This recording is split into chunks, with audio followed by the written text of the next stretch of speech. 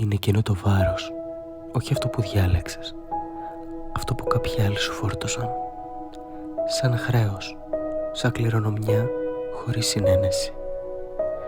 Κάποιοι, λιγότερο αποτυχημένοι, ίσως, αν τους κοιτούσες τώρα στα μάτια, ίσως να ήταν πιο ικανοί, πιο έξυπνοι, πιο δημιουργικοί, πιο απ' όλα.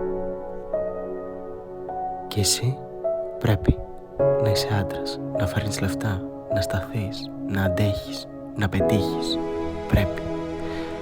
Δεν πρέπει να αποτύχεις. Μια θηλιά από πρέπει γύρω από το λαιμό σου σφίγγει κάθε μέρα λίγο ακόμη, και τότε δεν έχεις άλλο χώρο για σιωπή. Ίσως να θέλω να αποτύχω, να λυγίσω, να μην αποδείξω τίποτα σε κανέναν. Και ξέρεις κάτι, είναι εντάξει.